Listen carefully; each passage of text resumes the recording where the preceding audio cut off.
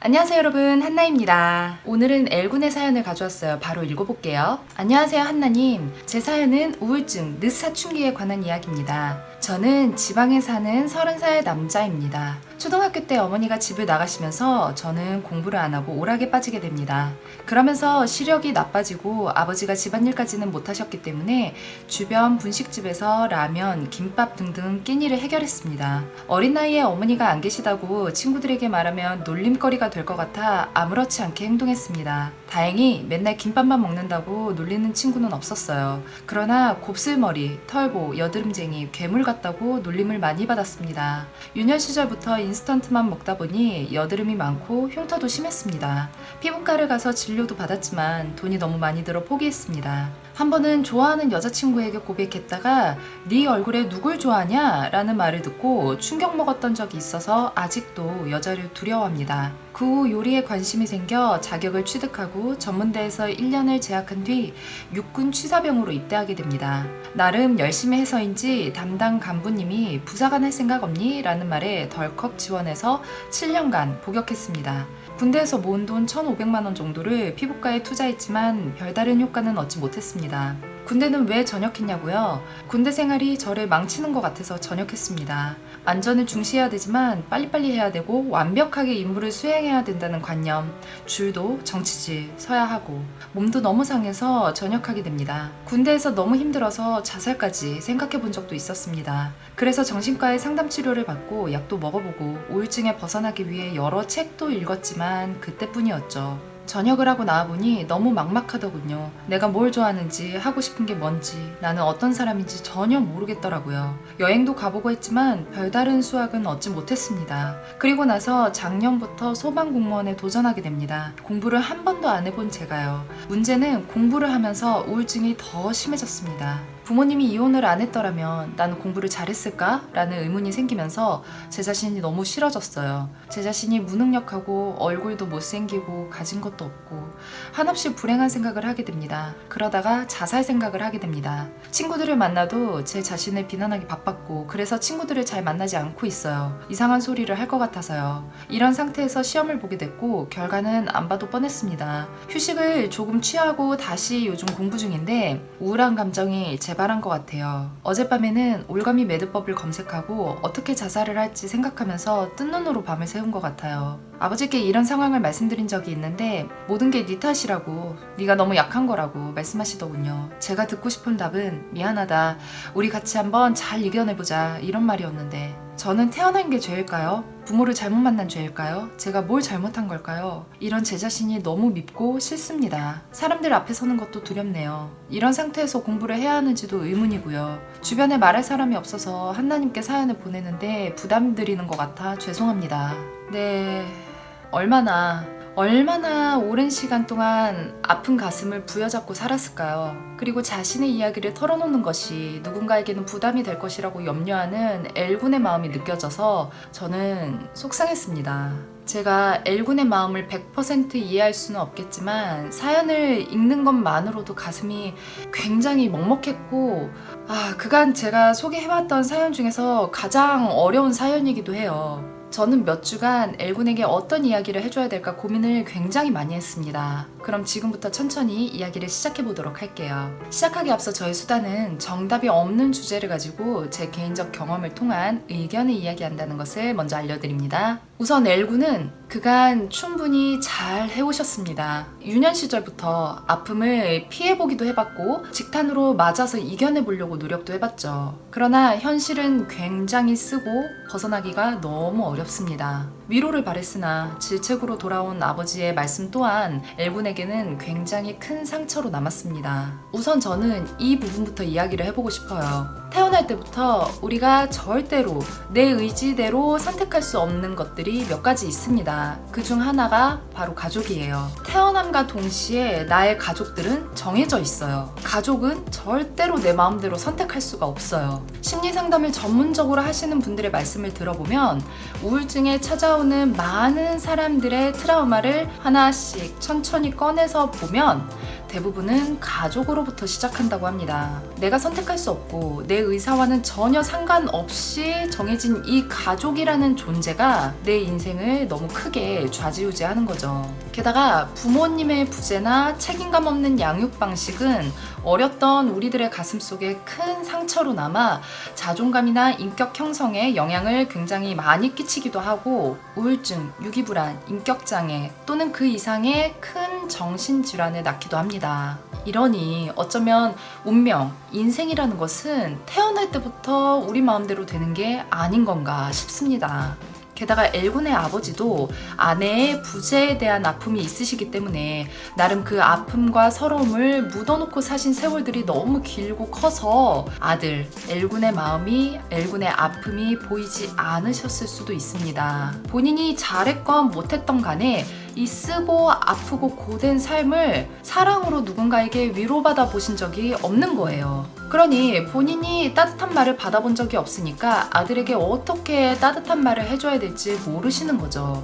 나도 이겨내면서 사는데 너는 도대체 뭐가 문제니? 넌 너무 약하다. 이렇게 표현하는 거 말고는 아버지는 방법이 없으신 거예요. 그리고 아이들과의 애착 관계가 아이들의 인격 형성에 얼마나 중요한 영향을 끼치는지 모르셨던 부모님들이 굉장히 많았었기 때문에 아이들의 감정을 무시하고 그냥 억세게 키우시는 분들이 굉장히 많았었어요. 그럼 아버지 인생도 어려웠었으니 아버지의 이 차가운 말과 행동을 이해하려고 엘군이 눈물을 삼키면서 애써야 할까요? 아니요. 아버지의 이런 차가운 말씀은 받아들이거나 이해하기 힘든 게 맞아요. 엘군이 아니더라도 우리들 중에 어느 누구라도 이런 이야기들은 받아들이고 이해하기가 힘듭니다. 그리고 아버지께서는 본인도 안타깝고 굉장히 힘든 세월을 사신 건 맞지만 이번에도 아들을 헤아리지 못한 선택과 행동을 하신 거예요. 그게 사실인 거죠. 어른이라고 부모님들이라고 다 아랫사람들에게 지혜가 넘치고 성숙하고 배려 있는 말씀과 행동을 하시는 게 아니에요. 부모님들도 이번 생이 처음이고 인품이나 인격에 대한 부분에서는 자식보다 좋지 않게 형성이 되어 있을 수 있습니다. 왜냐면 우리 부모님들의 인품이나 인격 형성도 그들이 20대나 30대일 때 다 정해졌거든요. 그러니 우리들과 마찬가지로 부모님들도 계속 사시면서 철들어가고 계신 거예요. 이렇듯 가족으로부터 시작된 엘군의 아픔은 그의 잘못도 그의 선택도 아니라는 거예요. 가족 때문에 깊게 아프신 분들께서는 제 말을 꼭 기억해 주세요. 이 참담한 현실은 절대로 당신의 잘못이 아닙니다. 내가 잘못 태어나면 안 됐었는데 태어나서 애초에 사랑받지 못할 존재가 나라서 그래서 생긴 일들이 절대 아니라는 거예요. 내가 선택하지 않았던 부분에서 온 문제들은 당연히 내 잘못이 아닙니다. 부모님 또는 가족 간의 잘못된 양육과 그릇된 사랑은 그건 그들의 선택이었고 그들의 잘못이고 그들의 실패예요. 이런 그들의 실패가 내 유년 시절에 크게 영향을 끼친 것뿐입니다. 다만 시작은 내가 선택할 수 없었어도 과정과 끝은 내가 선택할 수 있어요. 우리는 지금 성인으로 성장했어요.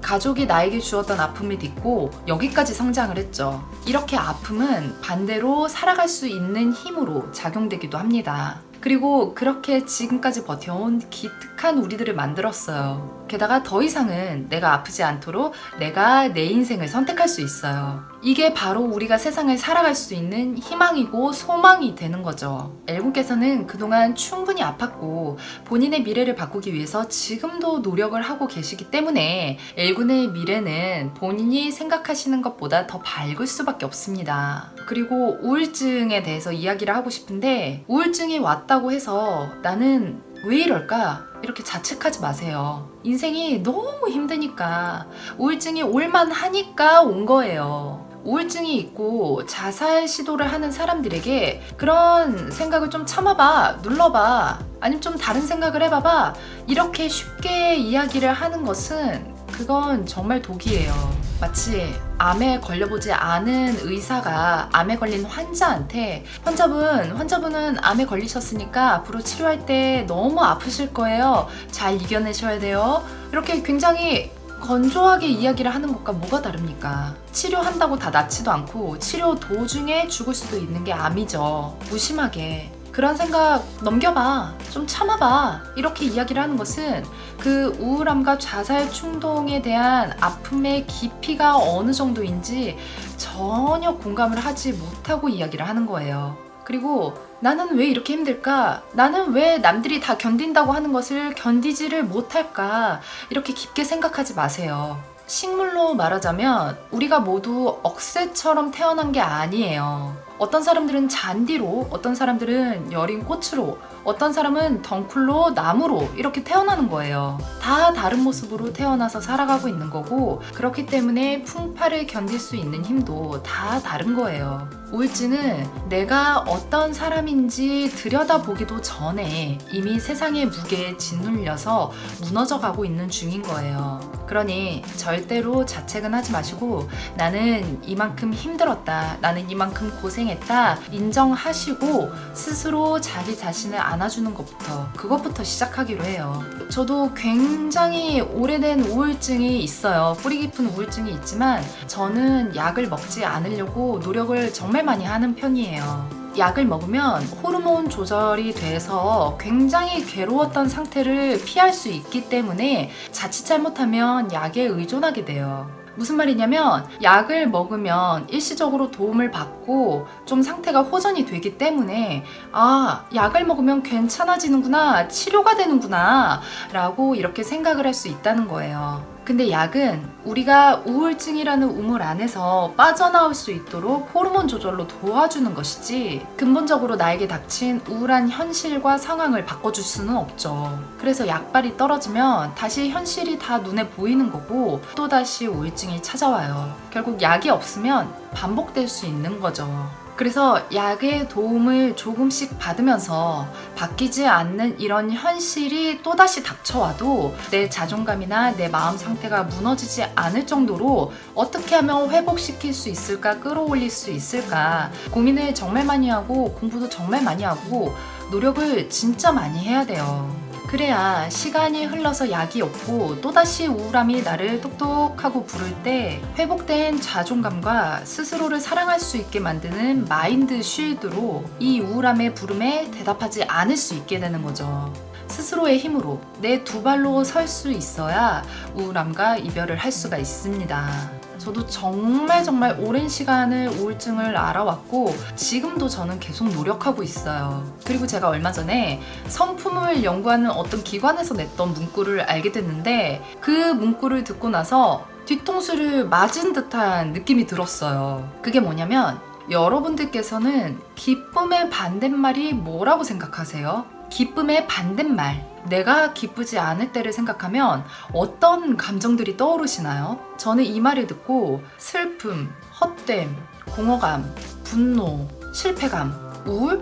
이런 단어들이 생각이 났어요. 근데 기쁨의 반대말이 바로 자기 연민이라고 합니다. 내가 불쌍하고 안 됐다고 생각하는 그 마음이 헛되고 공허하고 때로는 분노에 차오르게 하는 이런 우울한 감정들의 시초가 되고 그로 인해 기쁘지 않게 된다는 거예요. 내 인생과 상황이 이렇게 된 것은 절대 내 잘못만은 아니지만 그치만 어쩌면 나는 나를 너무 불쌍하게만 보고 있을지도 몰라요. 왜냐면 우리는 과정과 끝을 선택할 수 있으니까요. 즉, 내 인생이 행복해질 수 있도록 내 안에 기쁨이 서서히 채워질 수 있도록 나는 나를 위해서 적극적으로 액션하고 마인드셋을 해야 되는 거죠. 그게 바로 나를 위한 나의 의무입니다. 누군가가 대신해주거나 대신 채워줄 수 있는 게 아니에요. 지금부터 이 영상을 보시는 모든 분들께서 나를 위한 나의 의무가 무엇이 있을지 한 번씩 꼭 생각해 보셨으면 좋겠습니다. 그리고 행복을 찾아가는 여정이 막 설레이고 기쁘고 행복할 것 같잖아요. 근데 아니요.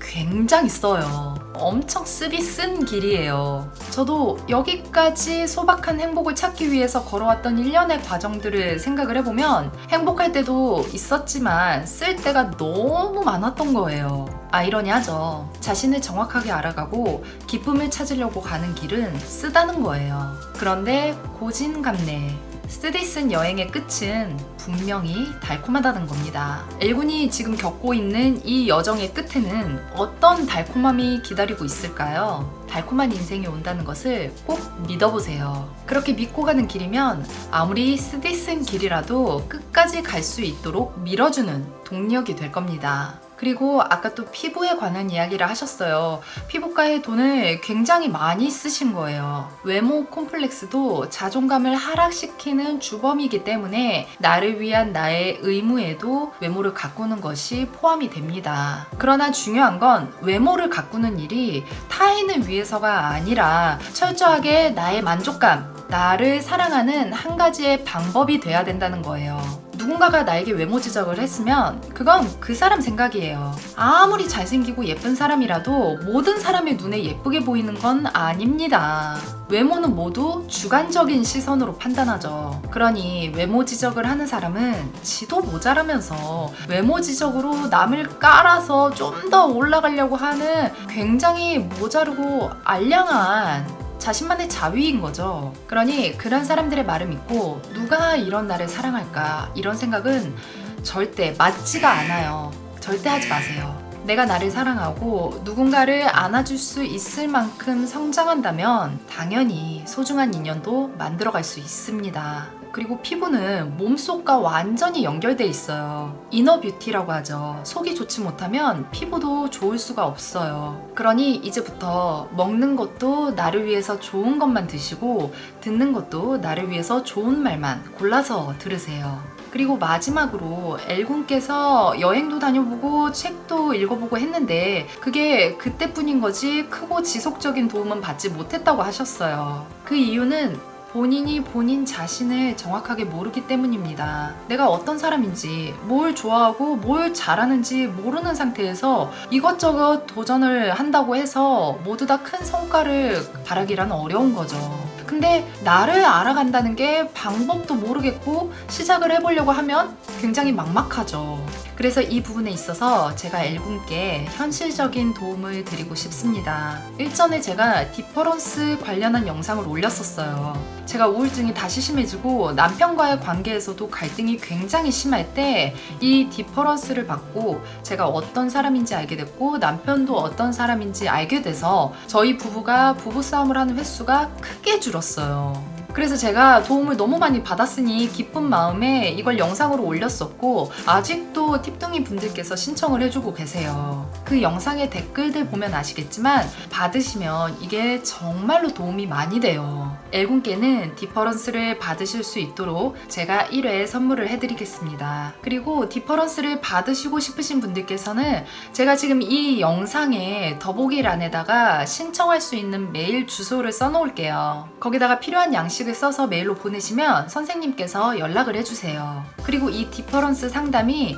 한나팁스를 통해서만 할인이 가능합니다. 팁둥이 인증을 하시는 분들께는 반가에 해드리고 있어요. 참고로 이건 따로 제가 뭐 유료로 광고비를 받는다던가 이런 게 없어요. 이건 제가 받아보니까 너무 좋아서 자발적으로 소개를 하고 있는 거예요. 저는 지금까지도 그랬지만 앞으로도 여러분들께 정말 도움이 되고 좋은 거 아니면은 아무리 돈을 많이 준다고 해도 절대로 광고하지 않을 거예요. 여튼 디퍼런스를 설명했던 영상은 제가 지금 이 영상 뒤에 관련 영상으로 달아놓을게요. 그때 잘못 알고 제가 후불로 말씀을 드렸는데 선불이에요. 그것만 체크해 주시고 영상을 봐주시면 됩니다. 심적으로 많이 괴로우신 분들 그리고 말 못할 고민이나 풀리지 않는 숙제가 있으신 분들은 꼭 디퍼런스 꼭 한번 받아보세요. 저는 진짜 적극 추천합니다.